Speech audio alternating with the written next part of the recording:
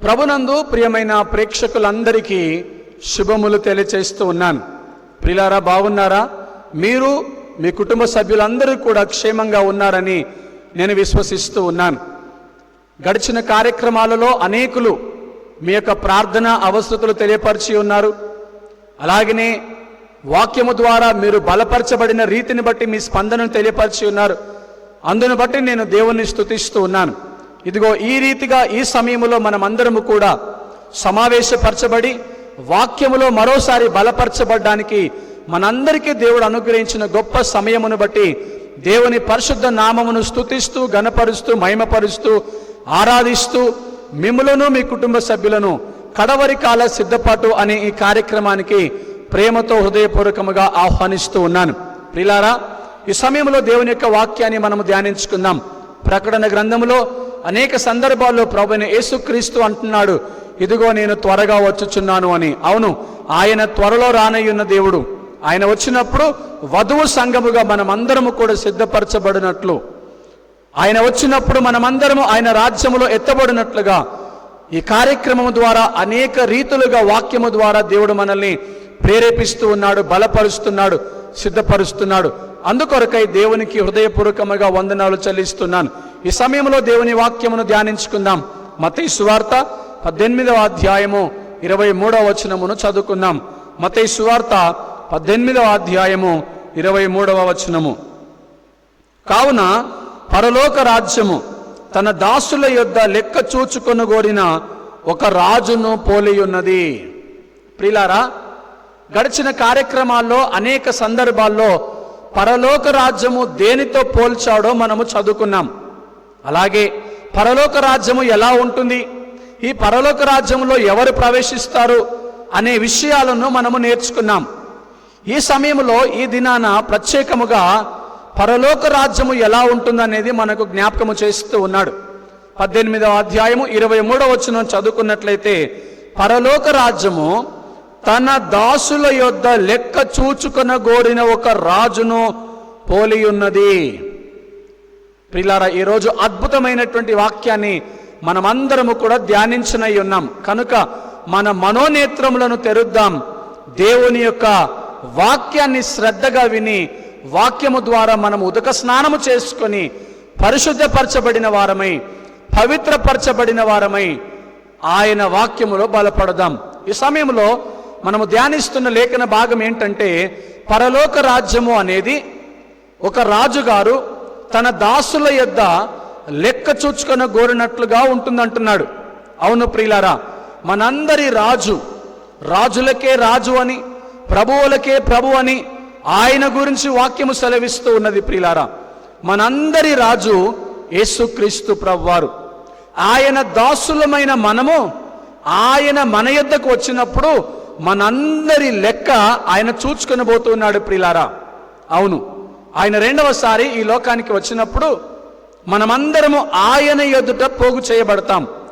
పోగు చేయబడినటువంటి ఆయన యొక్క సమూహమును ఆయన చూచినప్పుడు ప్రతి ఒక్కరి దగ్గర ఆయన లెక్క చూచుకునేవాడై ఉన్నాడు.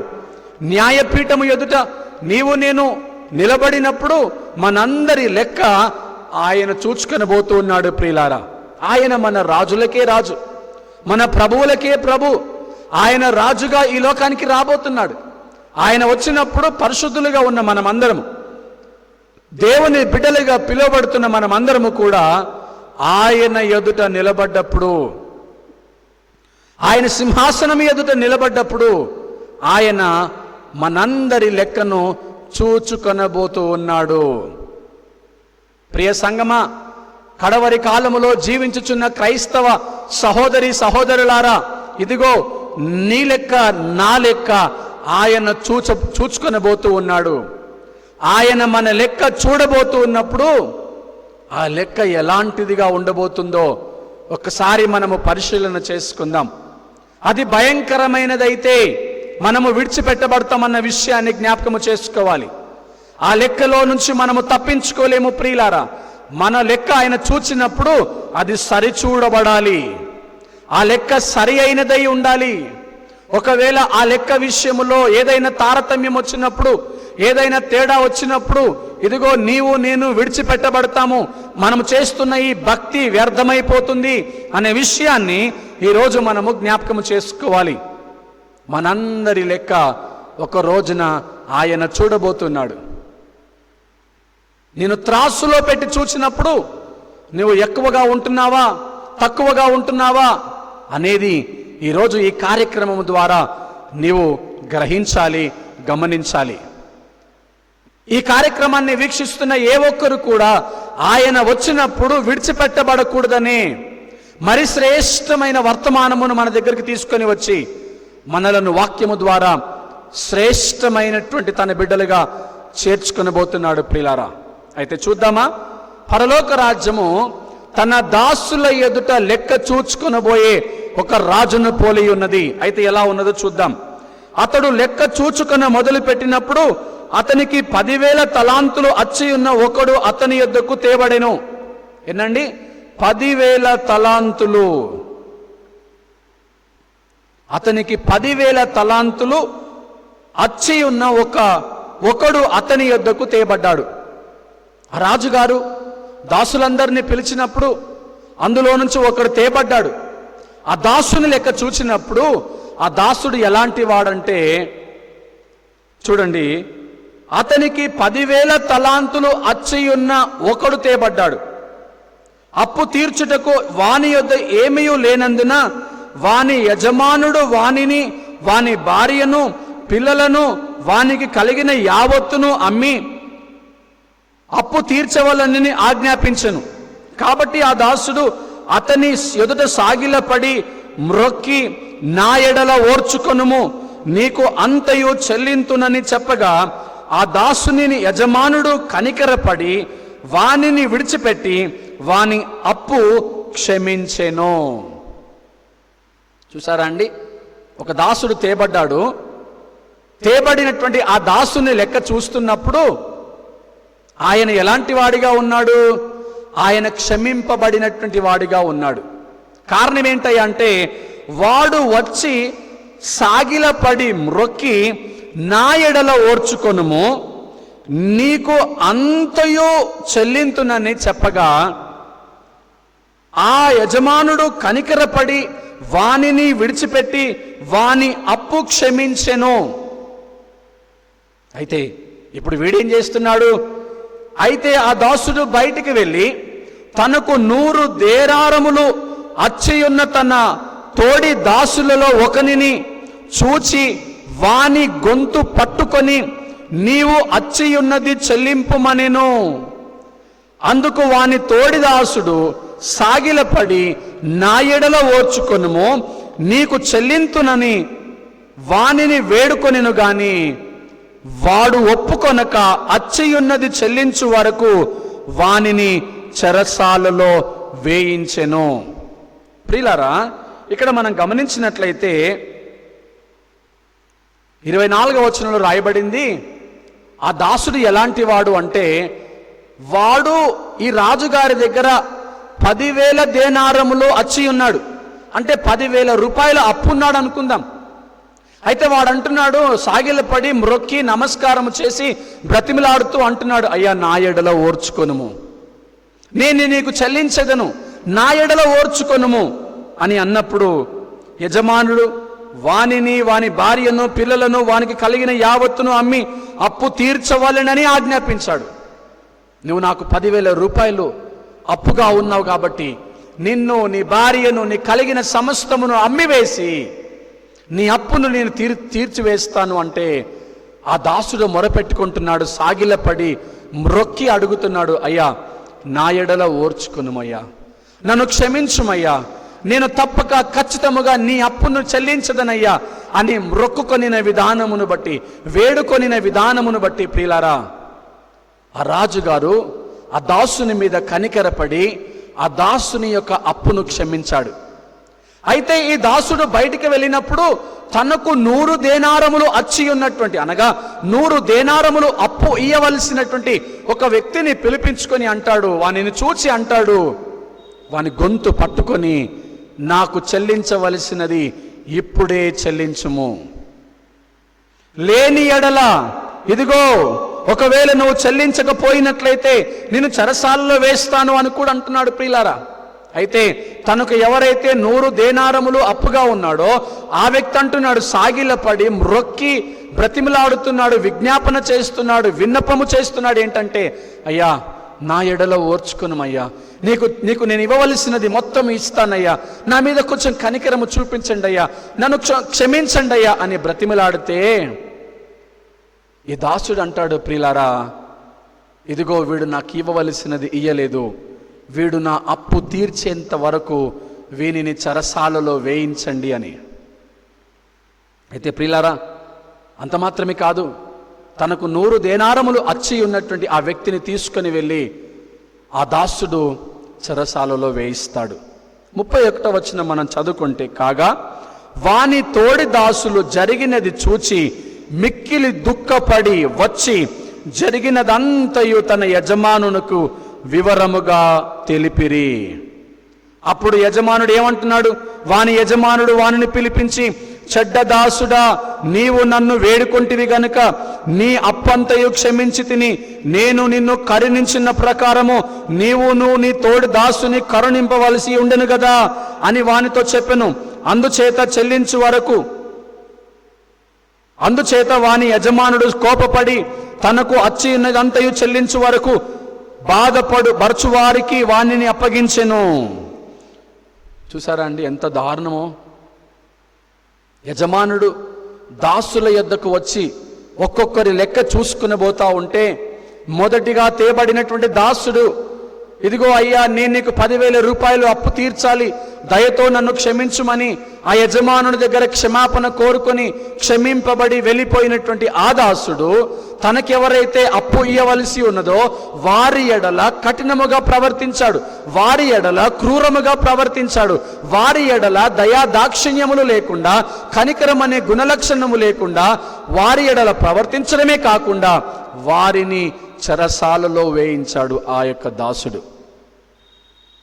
ఇది గమనించినటువంటి తోటి దాసులందరూ కూడా ఈ విషయాన్ని గ్రహించి గమనించి వెళ్ళి యజమానునికి చెప్పారు, అయ్యా యజమానుడా, ఈ పలానా దాసుని నువ్వు క్షమిస్తే వాడు వెళ్ళి వాడికి ఎవరైతే అప్పు ఇవ్వవలసి ఉన్నదో వారిని బహు కఠినముగా శిక్షించాడయ్యా, బహు కఠినముగా వారిని దూషించి వారి మీద కనికరము లేకుండా ప్రవర్తించాడయ్యా అని చెప్పినప్పుడు యజమానుడు ఆ దాసుని పిలిపించి అడిగాడు, ఇదిగో చెడ్డ దాసుడా అని పిలిచాడు. ప్రియులారా, ఈ మాట మనము 32వ వచనములో చదువుతాం. చెడ్డ దాసుడా అని పిలిచాడు. ఇంతకుముందు వర్తమానాల్లో మనము కార్యక్రమాలు వీక్షిస్తున్నప్పుడు ఒక శ్రేష్టమైన మాట విన్నాం ప్రియులారా. అదేమనగా, బల నమ్మకమైన మంచి దాసుడా అని పిలిచాడు. అవును కదండి? తలాంతులు ఇచ్చినప్పుడు ఆ నమ్మకమైనటువంటి వ్యక్తి తలాంతులు తీసుకుని వచ్చినప్పుడు యజమానుడు అన్నాడు, బలా నమ్మకమైన మంచి దాసుడా అని. కానీ ఈ వాక్యములో చూస్తే 32వ వచనములో చెడ్డ దాసుడా అని పిలిచాడు. ఎందుకండి? నువ్వు బలా నమ్మకమైన మంచి దాసుడా అని పిలిపించుకుంటే, ఆ ప్రభువు చేత బలా నమ్మకమైన మంచి దాసుడా అని పిలిపించుకుంటే, ఆ రాజు చేత ఆ నామకారణతమును నువ్వు పిలిపించుకుంటే నువ్వెంత దీవించబడతావో తెలిసినా, యుగ యుగాలు సంతోషము, సమాధానము, ఆకలి లేని, దుఃఖము లేని, రోగాలు లేని ఆ రాజ్యాన్ని నువ్వు స్వతంత్రించుకుంటావు. కానీ ఇక్కడ ఈ దాసుడు ఏమని పిలిపించుకుంటున్నాడు అంటే, చెడ్డ దాసుడా అని పిలిపించుకుంటున్నాడు. యజమానుడు పిలుస్తున్నాడు చెడ్డ దాసుడా అని. పిలిచి వాని లెక్క చూసినప్పుడు వాడు ఎలాంటి వాడున్నాడో తెలిసిన, నేను యజమానుడిగా ఉండి కూడా శిక్షించవలసినప్పటికీ కూడా నిన్ను శిక్షించకుండా, నీవు దాసుడవు కాబట్టి నీ మీద కనికరపడి నిన్ను నేను క్షమించాను, కానీ నీవు నీ తోటి దాసుల ఎడల బహు కఠినముగా ప్రవర్తించావు.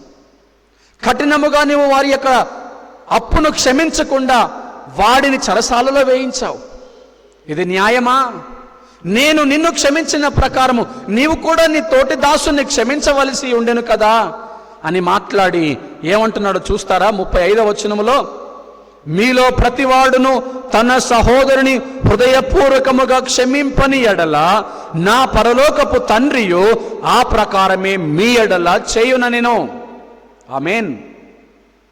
కడవరి దినాల్లో భయంకరమైనటువంటి జీవితాన్ని జీవిస్తున్న మనమందరము కూడా ఒక హెచ్చరికను ఈ కార్యక్రమం ద్వారా చూడబోతున్నాం ప్రియులారా. ఒక హెచ్చరికను మనం ఈ రోజున పొందుకోబోతున్నాం ప్రియులారా. ఈరోజు కడవరి దినాల్లో మనము జీవిస్తూ ఉండగా, ఈ కడవరి దినాల్లో జీవిస్తున్న క్రైస్తవ సహోదరులందరికీ ప్రభు వాక్యం ఏం సెలవిస్తుందంటే, మీలో ప్రతివాడును తన సహోదరుణ్ణి హృదయపూర్వకముగా క్షమింపని ఎడల నా పరలోకపు తండ్రియు ఆ ప్రకారమే మీ ఎడల చేయుననెను. ఈరోజు మనము మన తోటి దాసులను, మన సహోదరులను మనము క్షమింపవలసి ఉన్నది. ఒకవేళ ప్రియులారా మనము క్షమించకపోతే దేవుని యొక్క సన్నిధి నుంచి వచ్చేటటువంటి ఆ భయంకరమైన శిక్షను మనము తప్పించుకోలేము. ఉగ్రత దినమందున రాబోవలసిన ఆ యొక్క ఉగ్రత నుంచి మనము తప్పించుకోలేము. ఈ యొక్క చిన్న ఉపమానమును బట్టి మనం గమనించవలసింది ఏంటంటే, పరలోక రాజ్యమును ఈ రీతిగా సాదృశ్యముగా చూపిస్తూ, నేను మిమ్మల్ని క్షమించిన ప్రకారము మీరును ఒకరిని ఒకరు క్షమించండి. ఎప్పుడు ఈ మాట చెప్పవలసి వచ్చింది ఆయన తెలుసున? మత్తయి సువార్త 18వ అధ్యాయము 21, 22 వచనాలు మనము చూస్తే, పేతురు యేసు ప్రభు దగ్గరికి వచ్చి అడుగుతాడు, ప్రభువా, నా సహోదరుడు నా ఎడల తప్పిదము చేసినట్లయితే నేను ఎన్నిసార్లు అతన్ని క్షమించాలి అని అడుగుతాడు ప్రియులారా. ఆ సందర్భములోనే యేసు ప్రభు వారు ఈ యొక్క పరలోక రాజ్యానికి సాదృశ్యముగా ఉండే యజమానుడు, దాసుడు అనేటటువంటి లెక్క విషయమును అక్కడ పేతురుకు వివరిస్తూ ఉన్నాడు. అక్కడ ఉన్నటువంటి శిష్యులకు వివరిస్తూ ఉన్నాడు. అక్కడ ఉన్నటువంటి ప్రజలకు వివరిస్తూ ఉన్నాడు. కడవరి కాల సిద్ధపాటు అనే ఈ కార్యక్రమం ద్వారా, ఈ కార్యక్రమాన్ని వీక్షిస్తున్న నీకు నాకు ఈరోజు యేసు ప్రభు వారు చక్కగా వివరిస్తున్నాడు. ఏంటంటే, ప్రభు అయిన యేసుక్రీస్తు నిన్ను నన్ను ఎలా క్షమించాడో నీవు నీ సహోదరులను, నీ తోటి వారిని క్షమింపవలసి ఉన్నదనేది ఈరోజు వాక్యము ద్వారా ఆయన తెలియపరుస్తున్నాడు. ఇది గ్రహించి గమనించి వాక్యానుసారంగా నువ్వు జీవించినట్లయితే పరలోక రాజ్యము నీ సొంతం అవుతుంది. అయినప్పటికీ కూడా నీ హృదయాన్ని కఠినపరచుకొని వాక్యానికి లోబడకుండా వాక్యానుసారంగా నువ్వు జీవించినట్లయితే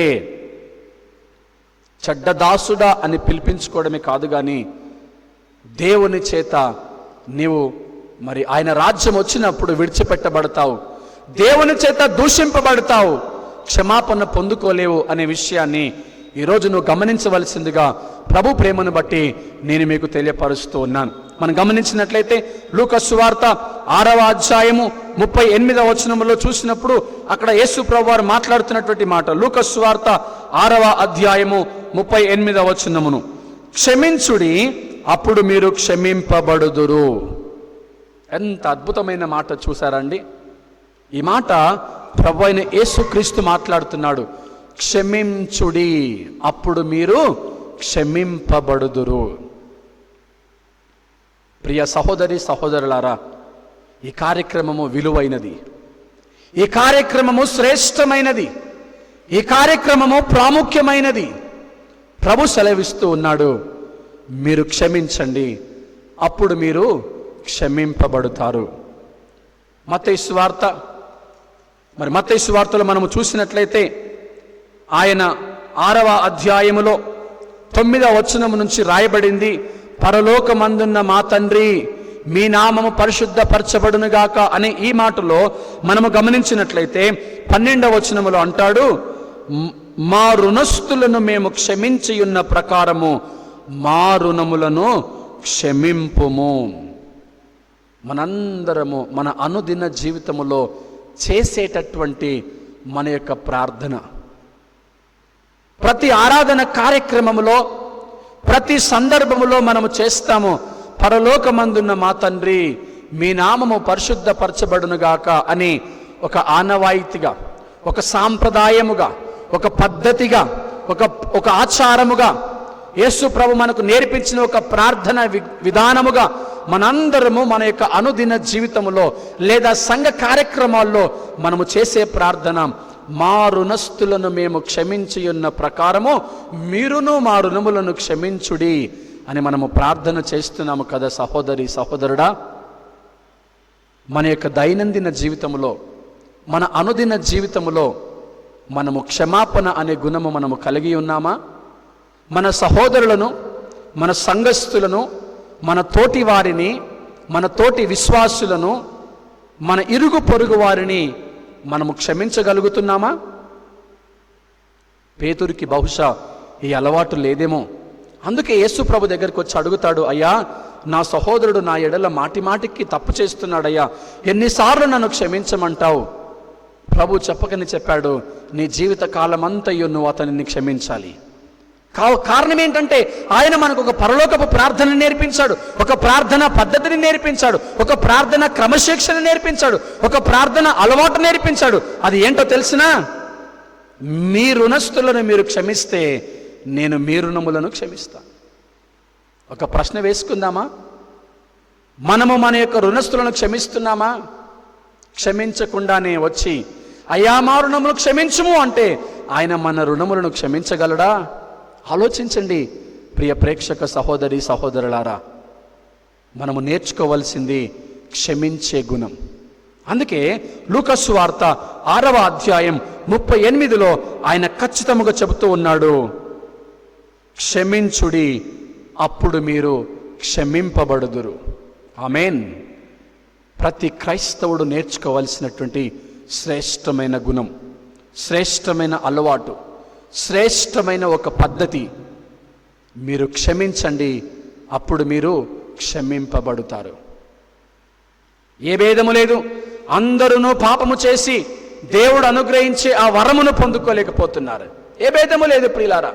కుల మత జాతి భేదము లేకుండా, రంగ వర్ణ భేదము లేకుండా, ప్రాంత భేదం లేకుండా, సంఘ భేదము లేకుండా ప్రతి ఒక్కరు కూడా పాపము చేస్తూ ఉన్నారు.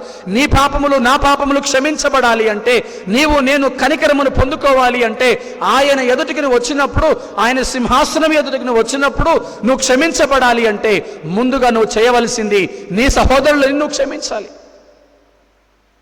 అక్కడ అప్పటికే ఆ దాసునికి 100 రూపాయలు లేదా 100 రూపాయలు అప్పు ఇయ్యవలసిన ఒక వ్యక్తి ఉన్నాడు. ఆయనను క్షమించలేదు. కానీ క్షమించకుండానే యజమానుని దగ్గరికి వచ్చి బ్రతిమలాడుకుంటున్నాడు, అయ్యా నన్ను క్షమించు, నా భార్యను అమ్మవలసిన అవసరం లేదు, నా ఆస్తిని అమ్మవలసిన అవసరం లేదు, నా పిల్లల్ని అమ్మవలసిన అవసరం లేదు, దయతో నేను క్షమించు, నేను ఆ అప్పు తీరుస్తానని మొరపెట్టుకుంటున్నాడు ప్రియులారా. కానీ ఆయన క్షమించబడకపోవడానికి గల కారణం ఏంటో తెలిసినా, తన తోటి దాసుని ఆయన క్షమించలేకపోయాడు. ఈ కార్యక్రమాన్ని వీక్షిస్తున్న మీలో అనేకులు క్షమించలేకపోతున్నారేమో.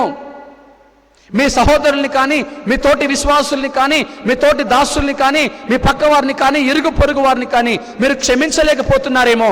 కానీ ప్రభు సన్నిధికి వచ్చిన మీరు ప్రభు సన్నిధిలో అయ్యా నన్ను క్షమించని ప్రార్థన చేస్తున్నారేమో. గుర్తుపెట్టుకో ప్రియ సహోదరి సహోదరుడా, నీకు క్షమాపణ లేదు.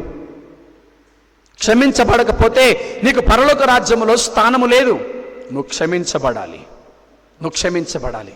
పరలోక రాజ్యంలో నీకు స్థానము దొరకాలి అంటే, కలగాలి అంటే నువ్వు క్షమించాలి. నువ్వు క్షమిస్తే నువ్వు క్షమించబడతావు. అదే లూకా సువార్త 6:38 అంటాడు, మీరు క్షమించండి మీరు క్షమింపబడతారు అని. మార్కు సువార్త 11వ అధ్యాయము 25, 26 వచనాలు మనం గమనించినట్లయితే, మార్కు సువార్త 11వ అధ్యాయము 25, 26 వచనాలు మనం చదువుకున్నట్లయితే, మీకు ఒకని మీద విరోధమేమైనను కలిగి ఉన్న ఎడల మీరు నిలవబడి ప్రార్థన చేయునప్పుడెల్లను వానిని క్షమించుడి, అప్పుడు పరలోకమందున్న మీ తండ్రియు మీ పాపములను క్షమించును. దయచేసి ఎవరి మీద విరోధము పెట్టుకోకండి ప్రియ సహోదరి సహోదరులారా.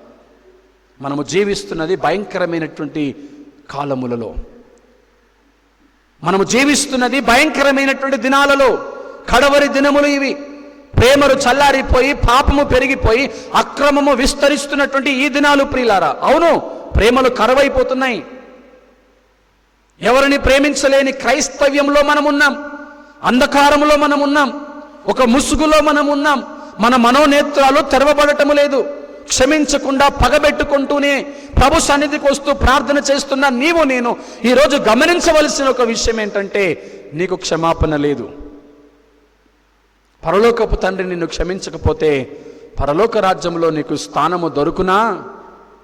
అయితే మీరు ప్రభు సన్నిధిలో నిలువబడి ప్రార్థన చేయునప్పుడు మీ పాపాలు క్షమించబడాలి అంటే, మీ ప్రార్థన దేవుని సన్నిధికి విజ్ఞాపనముగా ధూప దీప నైవేద్యముగా చేర్చబడాలి అంటే నువ్వు గమనించవలసిన ప్రాముఖ్యమైన విషయం ఏంటి?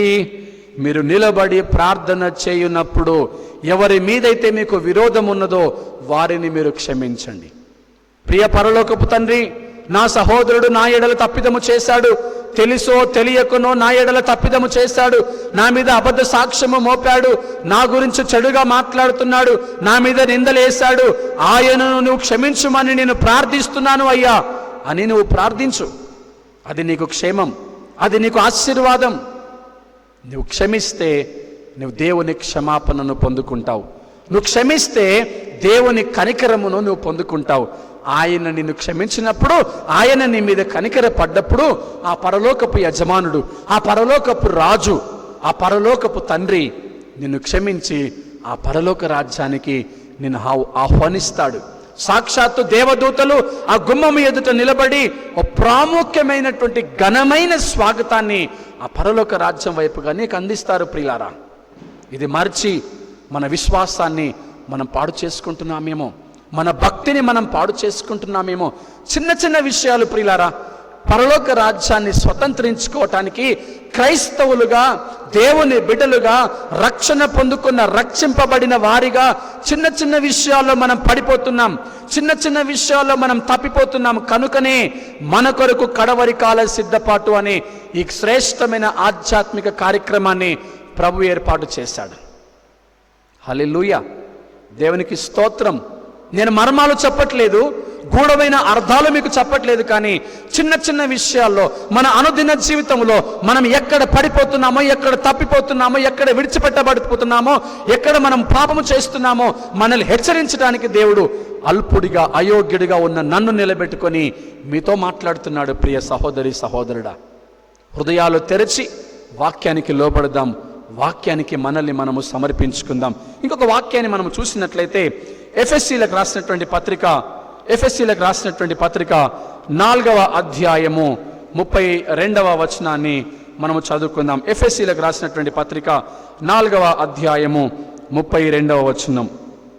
ఒకని ఎడల ఒకడు దయగలిగి కరుణాహృదయులై క్రీస్తునందు దేవుడు మిమ్మును క్షమించిన ప్రకారము మీరును ఒకరిని ఒకరు క్షమించుడి. ఎంత అద్భుతమైన మాట చూసారా? ఒకని ఎడల ఒకడు దయగలిగి కరుణాహృదయులై క్రీస్తునందు దేవుడు మిమ్మును క్షమించిన ప్రకారం ఒకరిని ఒకరు క్షమించండి.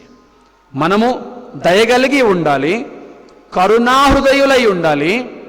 ఎందుకంటే దేవుడు మన ఎడల దయగలిగి ఉన్నాడు, దేవుడు మన ఎడల కరుణ కలిగి ఉన్నాడు. కనుక మనము కూడా క్రీస్తునందు ఒకరి ఎడల ఒకరు దయగలిగి, ఒకరి ఎడల ఒకరు కరుణాహృదయులై దేవుడు మనల్ని క్షమించిన ప్రకారం మనము కూడా ఒకరిని ఒకరము క్షమించాలి. అలాగే లూకా సువార్త 23వ అధ్యాయం ప్రాముఖ్యమైనటువంటి యేసుప్రభు వారి మాట, యేసుప్రభు వారు పలికినటువంటి మాట ఏంటో చూద్దాం. లూకా సువార్త 23వ అధ్యాయం 34వ వచనములో యేసుప్రభు వారికి సిలువ వేశారు. ఆ కలువరి సిలువలో వ్రేలాడుతూ ఉన్నాడు. తన చేతులు చాచి చేతులకు శీలలు దిగబడ్డాయి, మేకులు దిగబడ్డాయి. ఆ సిలువలో వ్రేలాడుతూ ఉన్న యేసయ్య ఏం మాట్లాడాడో చూస్తారా ఒకసారి? 34వ వచనం. యేసు, తండ్రి, వీరేమి చేయుచున్నారో వీరెరుగరు గనుక వీరిని క్షమించుమని చెప్పెను. ఎంత అద్భుతమైనటువంటి మాట! ఆ మరణ పడక మీద ఉన్నాడు ఆయన, ఆ కొయ్య సిలువలో వ్రేలాడుతూ ఉన్నాడు ఆయన. భయంకరముగా ఆయన మీద ఉమ్మివేశారు, పిడికిళ్లతో గుద్దారు ఆయనని, కాళ్ళతో తన్నారు ఆయనని, ఆయన మీద ఉన్న వస్త్రాలు తీసేశారు, అవహేళన చేస్తూ ఉన్నారు, అవమానిస్తూ ఉన్నారు. చివరికి ఆ సిలువ మీద వ్రేలాడదీసి కాళ్ళకు చేతులకు మేకులతో కొట్టేశారు. ప్రియులారా, ప్రాణము పోతున్నటువంటి ప్రాణ అపాయ స్థితిలో ఉన్నాడు యేసయ్య. నరరూపుగా ఈ లోకానికి వచ్చినటువంటి ఆయన, మానవ రూపిగా ఈ లోకానికి వచ్చిన ఆయన, నీలాగా నాలాగా మానవ జీవితాన్ని జీవించిన ఆయన ఆ మరణ స్థితిలో ఉండి ఏం మాట్లాడుతున్నాడో చూసారా? తండ్రి, వీరేమి చేయుచున్నారో వీరెరుగరు గనుక వీరిని క్షమించుము అని. ప్రియులారా, ఎంత అద్భుతమైన మాట చూడండి. అభయంకరమైన పరిస్థితుల్లో ఆయన క్షమించుమని ప్రార్థిస్తూ ఉన్నాడు. నీ ప్రార్థన, నా ప్రార్థన ఎలా ఉన్నది చూసారా? నీవు నీ సహోదరుని ప్రేమించకపోతే, నీవు నీ సహోదరుని క్షమించకపోతే, వాడు తెలుసో తెలియకనో నీ ఎడల అపరాధము చేశాడు, నీ మీద నింద వేశాడు, నిన్ను గురించి చెడుగా మాట్లాడాడు, లేదా నిన్ను అవమానించాడు. అయినప్పటికీ నీ ప్రియులారా, దేవుని సన్నిధికి వచ్చిన నీవు ఆయనను క్షమించవలసి ఉన్నది, వారిని క్షమించవలసి ఉన్నది. కారణం ఏంటో తెలిసినా, ఒకరిని ఒకడు మీరు క్షమించండి, అప్పుడు మీరు క్షమింపబడతారు. కనుక ప్రియులారా, ఈ కార్యక్రమాన్ని వీక్షిస్తున్న నీవు నేను ప్రభు మనకు సెలవిచ్చిన రీతిగా ఆయన యజమానుడిగా, రాజుగా ఈ లోకానికి వచ్చినప్పుడు దాసులుగా మనందరి లెక్క ఆయన చూచుకొనబోతున్నాడు. త్రాసులో నిన్ను నిలబెట్టినప్పుడు నువ్వు ఎలాంటి వాడిగా కనబడబోతున్నావో ఒక్కసారి నీ మనోనేత్రములను తెరిచి గ్రహించు. వాక్యానికి నిన్ను నీవు సమర్పించుకో. వాక్యమును బట్టి నీ యొక్క జీవితాన్ని మార్చుకో. నువ్వు క్షమించకపోతే నీకు క్షమాపణ లేదు. అదే పరలోక రాజ్యం యొక్క సాదృశ్యం. అలాంటి మనస్సును పొందుకున్నట్లుగా ఈ కార్యక్రమాన్ని వీక్షిస్తున్న నా ప్రియమైన సహోదరి సహోదరులారా, కళ్ళు మూసుకుంటారా? ప్రార్థన చేసుకొని మన జీవితాలు దేవునికి సమర్పించుకుందాం. ప్రేమ నమ్మకము కలిగిన మా ప్రియ పరలోకపు తండ్రి, క్షమించండి, మీరు క్షమింపబడతారని సెలవిచ్చారు. ఈ కార్యక్రమాన్ని వీక్షిస్తున్న మాతో బహుసూటిగా మాట్లాడినందుకై స్తోత్రములు చెల్లిస్తున్నాం. మా హృదయాలు మేము తెరిచి మీ వాక్యాన్ని విన్నప్పుడు మా మనోనేత్రములు తెరవబడ్డాయి.